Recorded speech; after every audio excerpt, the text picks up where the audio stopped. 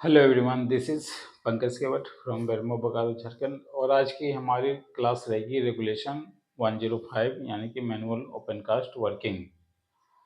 Manual open cast working कहने का मतलब उस समय की बात रखी गई है जिस समय हमारे पास टेक्नोलॉजी नहीं था, टूल्स नहीं था, मशीनरीज नहीं था, या फिर एडवांस कोई ऐसी टेक्नोलॉजी हमारे पास नहीं थी। तो उस समय वर्कर्स काम कैसे करते थे या फिर माइंस कैसे चलती थी, तो उसी के बारे में हम लोग आज देखेंगे। और उस समय का जो डाटा रहता था, उस समय का जो प्रावधान रहता था, प्रोविज़न रहता था, आपको माइंस में कैसे काम करना है, उसके बारे में मैनुअल ओपन कास्ट वर्किंग आज हम लोग देखेंगे। तो पहले क्या होता था कि एज ए जीएम रहे, ओवरमैन रहे या फिर मैनेजर रहे, सब एक लोकल लैंग्वेज में जय जवान जय किसान वाला आप अगर सिंबल देखे होंगे तो एक गेता होता था, वो टी स्ट्रक्चर में, as it like T structure, यहाँ से नुकीला होता था ये पोर्शन और एक तरफ कम नुकीला होता था इतना। ठीक है। और यही गेता लेके इसमें बेल्ट या रबर रहता था। ठीक है। यही गेता लेके ओवरमैन और जितने भी माइन स्टाफ या वर्कर है वो अंडरग्राउंड को जाते थे। और इस तरह की एक कढ़ाई रहती थी, आज भी रहती है कढ़ाई, जिसमें हम लोग ढलाई, घर ढलाई करते वक्त गांव देहात में आपने देखा देखा होगा, या फिर आप समझ लो कोई टोली ही है, टोली ही है ये, टोली। ठीक है। इसमें स्टैंड और ये हैंडल। ठीक। तो सब अंडरग्राउंड को जाते थे। ओपन कास्ट के बारे में उतनी टेक्नोलॉजी नहीं थी, या फिर हमें उस टाइम में ये भी नहीं पता था कि माइंस जो है वो ओपन कास्ट भी हम लोग कर सकते थे। तो जो मैनुअल ओपन कास्ट बात रखी गई है यहाँ पे, तो पुराने समय में ये एज ए गेता, कुदाल और फावड़ा वोड़ा लेके हम लोग माइंस उतरते थे, फिर डिगिंग करते थे। गेता से हम लोग मिनरल्स को कोड़ते थे, या फिर जो कोयले होती थी उससे हम लोग कटिंग वटिंग करके बाहर निकालते थे as a board and pillar बनाते हुए। ठीक ना। तो उसी के बारे में ये अंडरग्राउंड के टर्म में हो गया। और in the case open cast के टर्म में क्या होता था कि सभी गेता, मतलब जितने भी मशीनरीज यहाँ पे दिखाई दे रही है, सभी मशीनरीज नहीं बोलेंगे इसको, टूल्स बोलेंगे। तो सभी टूल्स को लेके एज ए ओपन फील्ड में हम लोग कोड़ना चालू किए धीरे धीरे। ठीक है। और फिर स्लोप बाय स्लोप बेंचेस बनाते हुए हम लोग मिनरल्स के नीचे पहुंच के एक्सकवेशन करते थे। अगर ओपन कास्ट में अगर आपके पास ट्रांसपोर्ट के लिए कुछ डोली टाइप में या फिर गाड़ी उड़ी होती थी, तो वो आराम से नीचे उतर के वो हो जाता था ट्रांसपोर्ट। ठीक है। तो ये जो रेगुलेशन 105 बात रखी गई है मैनुअल ओपन कास्ट वर्किंग, तो इसी के बारे में हम लोग आज देखेंगे। मैनुअल ओपन कास्ट वर्किंग कि कैसे हम लोग साइड का स्लोप बनाते थे, कैसे बेंचेस बनाते थे, बेंच की चौड़ाई क्या रहती थी, इसी के बारे में हम लोग देखेंगे। तो सबसे पहले यहाँ आता है side of slope. Side of slope मतलब ये पूरी माइन से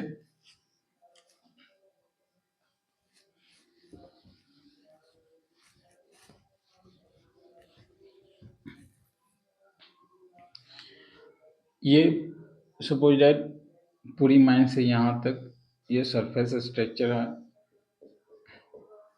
और ये माइंस हम लोग इतना मान लेते हैं। ठीक है। अब जो यहाँ से हम लोग open cast working as a man power के थ्रू से बनाते हुए, ऐसे बनाते हुए, फिर यहाँ से रैंप बनाते हुए, दूसरे बेंच बनाते हुए, बनाते हुए नीचे उतरें, ठीक ना। तो ये जो साइड है ये तो सारा कटिंग हो जाएगा। तो ये जो साइड है, साइड इसका जो स्लोप होता था, side of slope manual open cast working में साइड ऑफ स्लोप ये कितना होना चाहिए। तो रेगुलेशन हमारा 105 कहता है मैनुअल ओपन कास्ट वर्किंग में side of slope not more than 45 degree. Okay, या फिर जितने भी साइड ऑफ स्लोप रहेंगे वो 45 डिग्री ही होंगे, ठीक ना। फिर इसमें बात रखी गई थी कि साइड ऑफ स्लोप तो हम लोग 45 डिग्री रख बन गया, ठीक ना। बट जो बेंच की हाइट रहेगी या फिर बेंच की जो चौड़ाई रहेगी वो कितनी होगी फिर। तो मैनुअल ओपन कास्ट वर्किंग में अब बेंच की चौड़ाई सपोज दैट यहाँ से इतना इतनी चौड़ाई है 5 मीटर मान लेते हैं, या 6 या 8 मीटर मान लेते हैं। सपोज दैट ये 8 मीटर मान लेते हैं।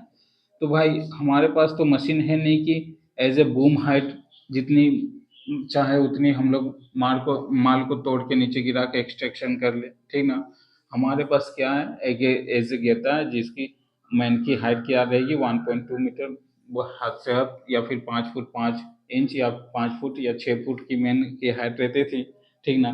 तो ये अगर गेता भी चलाएंगे तो यहाँ से इतना तक हाइट, जितनी हाथ ऊपर जाएगी, मेरा हाथ यहाँ जा रहा है तो यहीं तक हम लोग गेता चला सकते हैं ना। तो इतनी हाइट कितनी होनी चाहिए, हार्डली हार्डली कितनी जाएगी ये। तो ये जो हाइट जाएगी वो 1.5 मीटर तक जाएगी।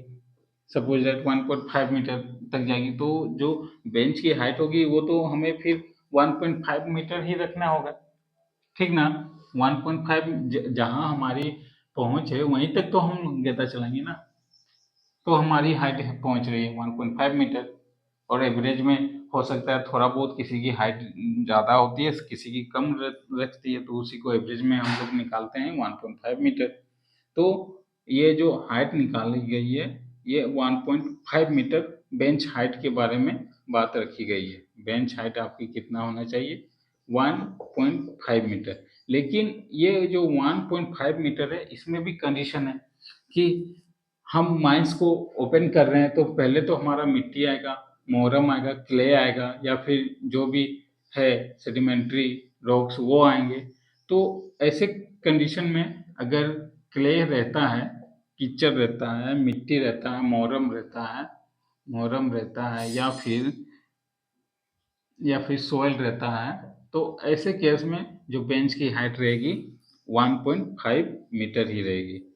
अगर सपोज दैट इसे हम लोग अगर 6 मीटर कर दें तो ये भी हो सकता है कि यहाँ का जो मिट्टी है या फिर क्ले है या फिर मोरम है, ये तो बहुत ज़्यादा हार्डली कॉम्पैक्ट है नहीं।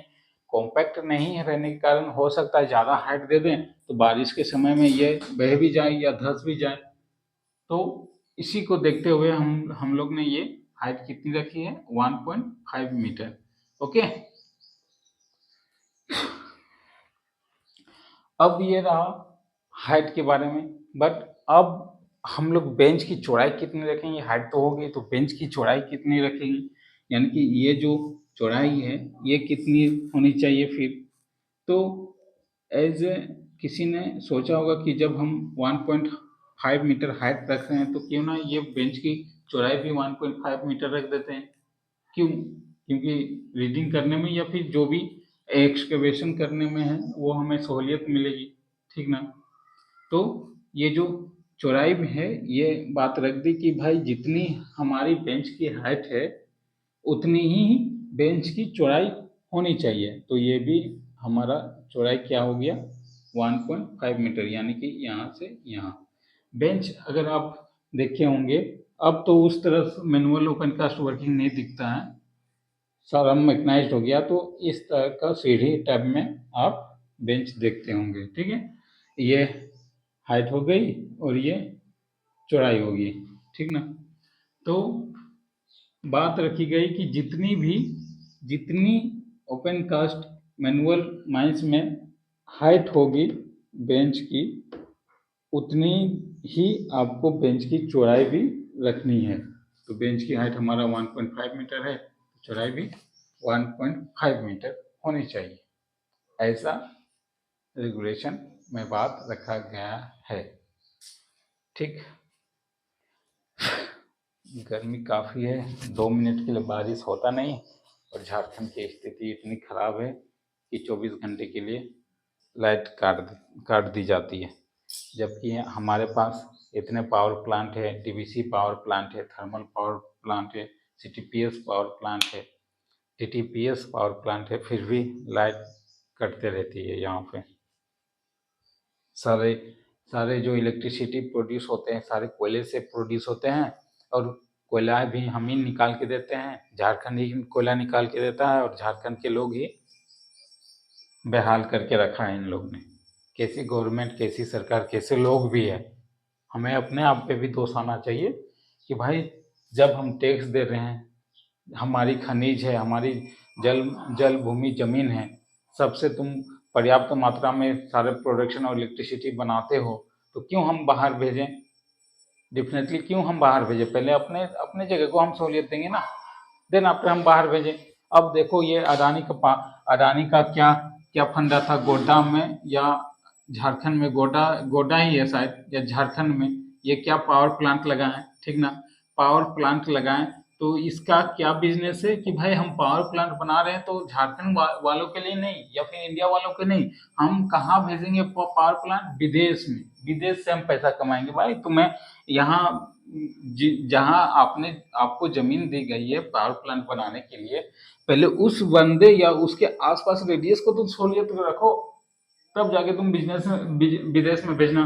मानते हैं ठीक है विदेश में जाएगी पावर तो फिर हो सकता है तुम्हें ज्यादा अर्निंग हो, तो भाई हम तो तुम्हें पैसे दे तो रहे हैं, ये नहीं ना बोल रहे कि हम तुम्हें पैसे नहीं देंगे बिजली की। तो ये बंदा क्या भेज रहा है? विदेश, यानी कि बांग्लादेश में भेज रहा है वो बिजली। अब बताओ, बांग्लादेश से ऐसी हमारी बनती नहीं है, पाकिस्तान से भी बनती नहीं है, और हम ऐसे ऐसे देश को बिजलियां क्यों दे भाई? पैसे की पैसे की लालच में, या फिर थोड़ी सी पैसे की वजह के लिए हम बांग्लादेश को बिजली देते हैं। सेम इट इज आप टाटा में देख सकते हो। टाटा में क्या हुआ था कि ऑर्डर आया था लाखों या बहुत ज्यादा जीप बनाने की, जो वार होती है ना, वार जैसे आर्मी के लिए जीप बनाने की टाटा के पास आया था ऑर्डर। कहाँ से? पाकिस्तान से। ठीक है कि सर हमको इतने जीप की कंडीशन है, इतनी गाड़ी चाहिए एज ए हमें पाकिस्तान आर्मी के लिए। तो डेफिनेटली इसने क्या करा था टाटा, यानी कि रतन जी या जो भी है मालिक थे उस समय, वो मना कर दिए थे कि नहीं, हम अपने देशद्रोही या फिर अपने जो विपक्ष के लोग होते हैं उनके साथ ये डील नहीं करेंगे। तो ये ह्यूमैनिटीज होना चाहिए अपने अंदर। और अदानी को देख लो भाई, अदानी साला झारखंड के लोग को बिजली ना दे के ये कहाँ भेज रहा है? विदेश में। विदेश में भी कहाँ भेज रहा है? बांग्लादेश। तो ऐसी स्थिति हमने बना रखी है अपने झारखंड की। अब अकेला व्यक्ति कर भी क्या सकता है? ज्यादा से ज्यादा जागरूक कर सकते हैं हम लोग। जैसे आज के टाइम पे अभी आप देख रहे होगे, क्या नाम है उस बंदे का जो विधायक बन चुके हैं, एग्रेशन मोड वाले, जयराम कुमार महतो। उनकी बातें जो रहती है ना, वो 100% फैक्ट वाली बात रहती है। ये नहीं कि नेतागिरी या फिर विधायक बनने के लिए वजह से वो सारी बातें वो डिसडर या फिर एग्रेशन मोड में सब चीज करते नहीं। उनकी जो बातें होती है हमेशा 100% परफेक्ट रहती है। कोई नेता है ऐसा जो बात करे इस तरह की झारखंड के हित की, झारखंड के लोगों के हित की? नहीं ना। खैर वो अलग मैटर हमारा हो गया। बट गर्मी इतनी लग रही है, जबकि बिल भी देते हैं और यहाँ पे लाइट नहीं है। लाइट भी नहीं तो ऐसी सुविधा, 2 मिनट मौसम क्या बनाया पानी आने का, 24 घंटा यहाँ पे बिजली काट दी जाती है। खैर हटाइए, जो चल रहा है स्थिति चलने दीजिए। अगर आप चेंज करना चाहते हैं तो वोट वोट के वक्त उस शख्स या फिर ये जो कष्ट हो रही है ये याद जरूर रखें कि आपकी सरकार क्या करेगी आपके लिए और क्या। ये नहीं कि 2500 रुपये मिलेगी और हम वोट दे देंगे उनको। यार 2500 लेके तुम कितने दिन जी लोगे? उसी उसी 2500 की जगह तुम रोजगार मांगते हैं, ठीक है, ठीक है, हमको एज ए होम गार्ड या फिर जितने भी सैनिक वाले दल होते हैं उसमें सबमिट कीजिए, हम फिजिकल एग्जाम लीजिए, वैकेंसी लीजिए, रोजगार मांगते हैं, ये नहीं। पर यहाँ की मेंटेलिटी ही ऐसी है। तो चलिए अब टॉपिक पे चलते हैं। बेंच हाइट हमारा कितना हो गया, 1.5 मीटर, और ब्रीथ भी जितनी बेंच हाइट होगी उतनी ब्रीथ भी बेंच की ब्रीथ भी रखनी है। डन। इसमें एक पॉइंट और रखा गया है कि सपोज दैट यहाँ हम लोग एक्सट्रैक्शन करते करते बेंच वेंच बनाते हैं कुछ पिलर हम लोग मेजरमेंट के लिए, यानी कि कोयला का मेजरमेंट के लिए या फिर हाइट मेजरमेंट के लिए यहाँ इतना छोड़ देते हैं। तो ये जो छोड़ा हुआ पिलर मेजरमेंट के लिए होता है, मेजरमेंट के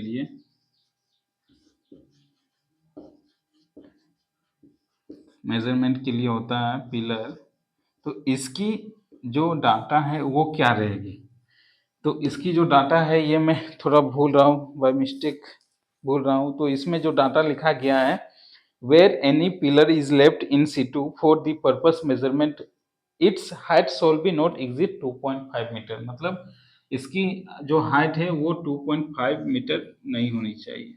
shawl not be exceed 2.5 metre, 2.5 metre से ज़्यादा हाइट नहीं होनी चाहिए। और क्या है, where height is such exceed 1.25, और जहां हाइट 1.25 एग्जिट कर रहा है, 1.25 मीटर एग्जिट कर रहा है, इससे ज्यादा हो रहा है, तो ऐसे केस में जो बेस होता है वो बेस हमारा बेस जो होता है वो not less than the 1.5 metre of diameter. ठीक है, the base of pillar shall not be less than 1.5 metre in diameter.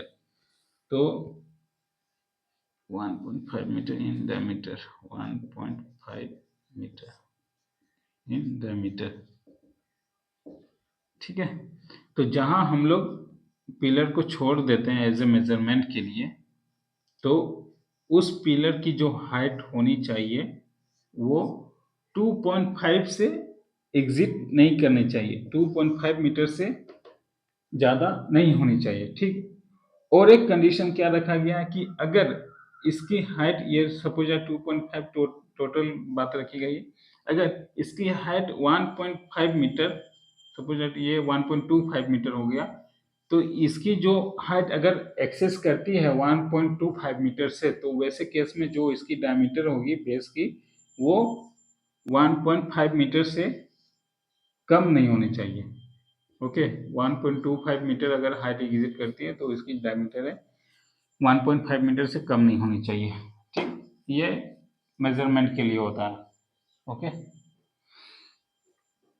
तो ये हमारा और मैनुअल ओपन कास्ट की डाटा कंप्लीट हो गई है। एलुवियल सॉइल, मोरम, ग्रेवल, क्ले, डेरविस और अदर सिमिलर ग्राउंड। ठीक है, मैंने यहाँ लिखा हुआ था। तो चलिए अब रेगुलेशन की बुक क्या कहती है वो देखते हैं। और इसमें कुछ ऐसी बात भी है बताने लायक। तो ये अभी हम लोग मोरम, एलुवियल, कॉयल या फिर ग्राउंड के बारे में देख रहे हैं। जब हम कोयले में आ जाएंगे तो फिर कोयले की अलग डाटा है वो देखेंगे। तो चलिए, रेगुलेशन कहता है first point, in manual open cast working the following precaution shall be observe, namely in alluvial soil, moorum, clay, debris और अदर सिमिलर ग्राउंड। यानी कि एलुविलियम सॉइल रहे या किसी भी प्रकार का सॉइल रहे, मोरम रहे, ग्रेवल रहे, क्ले रहे, डेरविस रहे या कचरा फचरा कुछ भी रहे ग्राउंड में, उसके कंडीशन में क्या बात रखी गई है वो देखते हैं। तो पहला बात रखी गई, the side shall be slope at angle of safety not exit 45 degree. मतलब दो एंगल ऑफ सेफ्टी होती है, angle of safety in the side of slope मैंने बताया था 45 डिग्री से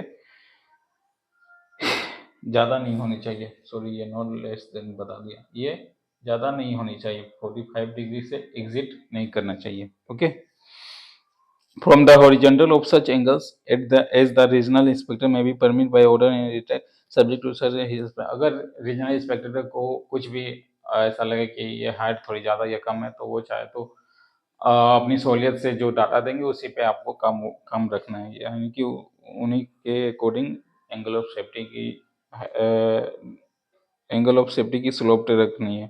ठीक है, इसके बाद क्या था, side shall be kept bench and the height of the bench shall be not exceed 1.5 metre and breadth thereof not less than the height. मैंने बताया था कि जो साइड ऑफ बेंचेस होगी वो बेंच की जो हाइट होगी 1.5 मीटर होगी, और जो चौड़ाई होगी बेंच की वो इसकी इसका जो हाइट है उससे कम नहीं होनी चाहिए। तो ये दोनों मीटर बराबर 1.5 मीटर रखी गई है, तो ये इतना रखना है आपको। अब कहता है इसी में provided that the regional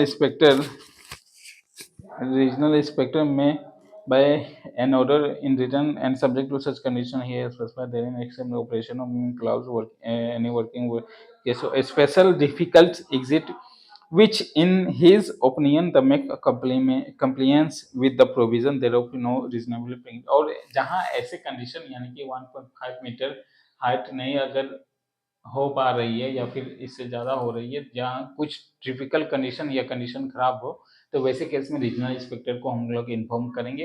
regional inspector की जो आदेश रहेगी उन्हीं को फॉलो अप करते हुए हम लोग 1.5 मीटर की या फिर उसमें चेंजिंग करेंगे हाइट, बेंच हाइट या फिर बेंच ब्रेथ। ठीक है, इसके बाद कहता है where any pillar left in situ for the purpose of measurement its height shall be not exceed 2.5 meter and where the height of such pillar exceed 1.25 meter the base of the pillar shall not be less than 1.5 meter in the diameter। मैंने बताया था जहाँ measurement के लिए हम लोग कोयला को छोड़ते हैं उसकी जो हाइट एग्जिट नहीं करनी चाहिए 2.5 मीटर से। अगर 1.25 मीटर एग्जिट करती है तो वैसे कंडीशन में जो बेस रहेगा वो 1.5 मीटर डायमीटर में होनी चाहिए। ठीक है, इसके बाद अब हम लोग चलते हैं कोयला में क्या डाटा रखी गई है, ये इतना ही मिटाता हूँ।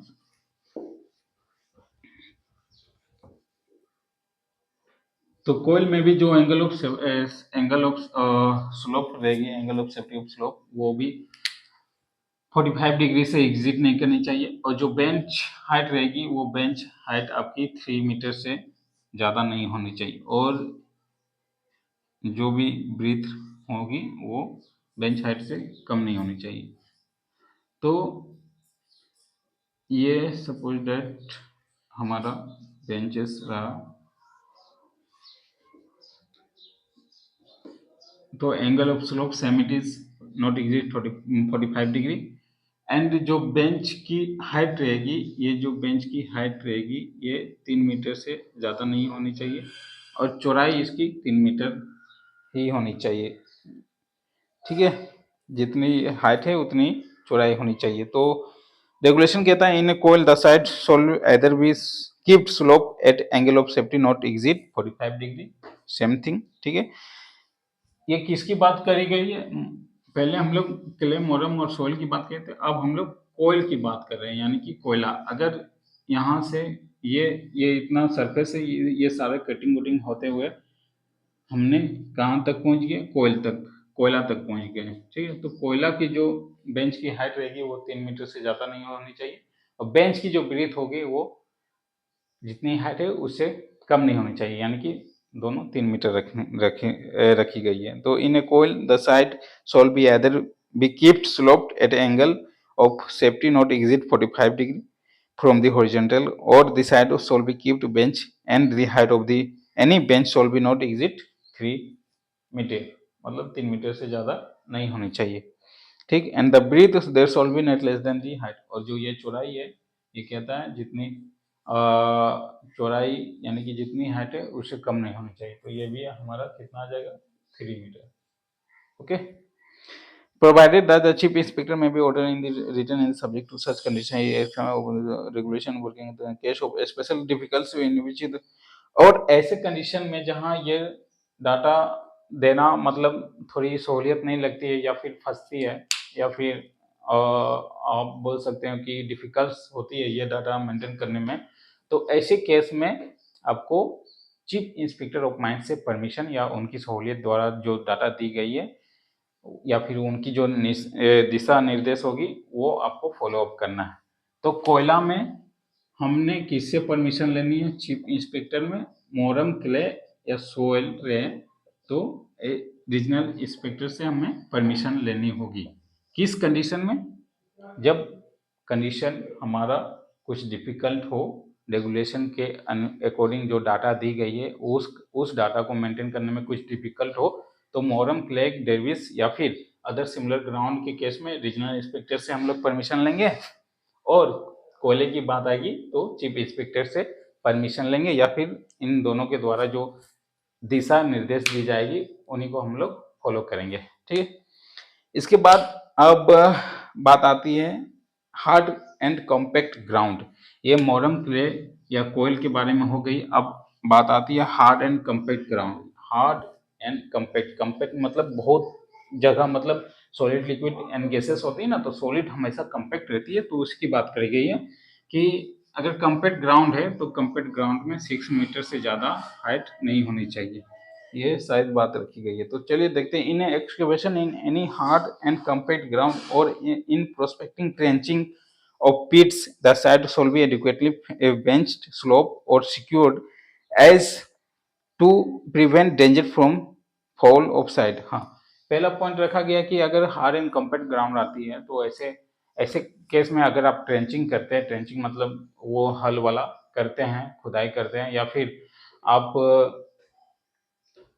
उस कोई भी टूल से खुदाई करती है, तो उस कंडीशन में जो साइड्स बेंच आपको रखनी है वो कम्पैक्ट रखनी है, ठीक है, और सिक्योर स्लोप रखनी है, ठीक है, provided that the height of bench shall not be exceed 6 metre. मतलब कम्पैक्ट कम्पैक्ट कम्पैक्ट रोड में कम्पैक्ट रॉक में या कम्पैक्ट ग्राउंड में आपको 6 मीटर से ज़्यादा हाइट नहीं रखनी है।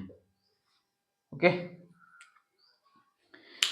इसके बाद पॉइंट कहता है नो ट्रीज लूज स्टोन और debris shall be allowed to remain within a distance 3 metre from the edge of sides. मतलब आप अगर एज में चल रहे हैं, ये एज है, ठीक है, किनारा है, और यहाँ पे आपने कुछ कचरा उचरा या डेरबीज अनवांटेड मटेरियल रख दिया, सपोज डैट यहाँ रख दिया, क्या रख दे, मान लीजिए यहाँ कुछ लकड़ी का सामान रख दिए, ठीक है, लकड़ी का सामान रख दिए, हो सकता है कि किसी फ्रिक्शन या नेचुरल एजेंट के थ्रू, नेचुरल एजेंट एजेंट कौन कौन होता है?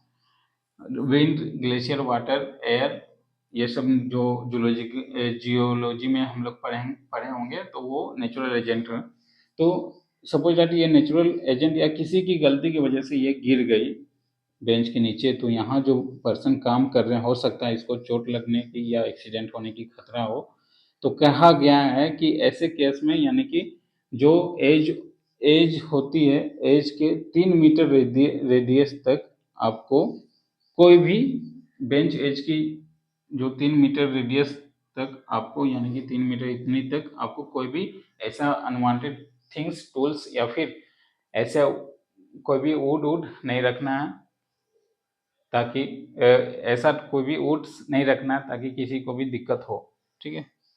तो यहाँ लिखा गया नो ट्रीज लूज स्टोन और debris shall be allowed to remain with a distance of 3 metre from edge of the sides of the excavation, ठीक, ओके।